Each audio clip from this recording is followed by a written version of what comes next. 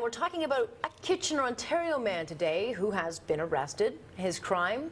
Well, his daughter drew a picture of a gun at school. Police hauled him away to the station, strip searched him, all because of his 4-year-old's drawing. So let's bring in Brian Dunstan, who's been following developments on this story. And the more you hear about this story, the more ridiculous it comes. If it were not such a, threat to this guy's life and reputation and the well-being of his daughter, it's ridiculous. Absolutely. You know, Alex, you look at this story and it's more than a head scratcher. You got to really raise an eyebrow and think, how can a little girl, kindergarten, draw a picture that has such almost long-lasting repercussions? Here, let me paint the picture for you, not to be punished here. A 4-year-old girl goes to school, draws a picture of her father, and the teacher asks the little girl, "What have you drawn there?" And she goes, "That's my daddy shooting burglars and monsters." Teacher takes the picture to the principal. They call Child Protective Services. Child Protective Services calls the police. Father comes to the school to pick up his kids, gets taken to the principal's office where there's 3 police officers waiting for him, arrested, charged with possession of a firearm, handcuffed, walked out of the school, taken into the back of a car and all the way to the police station where he's strip searched. No weapon was ever found.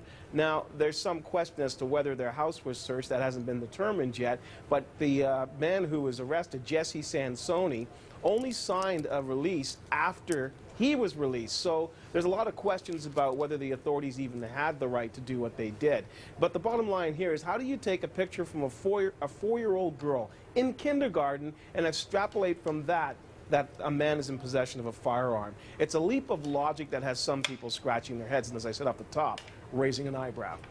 Yes, and I would think a few defense lawyers out there are probably champing at the bit to get in on this one, because it just seems that his rights were, if in fact this is true, his rights were completely trumped. I mean, was he read his rights? Did the police go into his home? Did they have a warrant? Because if they didn't, then a lot of lines have been crossed here. And those are all questions that need to be determined. One of the things we should say, though, Alex, is this. They have to follow a certain protocol in schools. And when a teacher feels that a child's well-being is threatened, they have a protocol in place that they have to follow, and that's what they did. Now, you can put it under the heading of CYA, which we all know means cover your derriere, but this is what they have to do. And if the teacher feels this is warranted, they go through these steps, and that's what led to Jesse Sansoni being arrested and ultimately charged and then released for having possession of a firearm. My question would be, did they talk to the parents at any time? Were the parents called and questioned?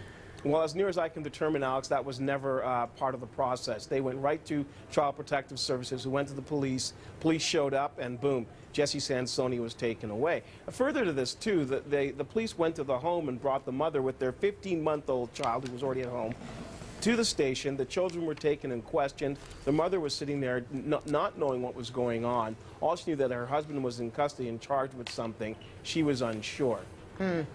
All right, there's still a lot of questions. I know we have crews on the ground trying to chase this story, so we'll continue bringing you developments, but troubling nonetheless, Brian. No question about that. Thanks, Alex. Thank you.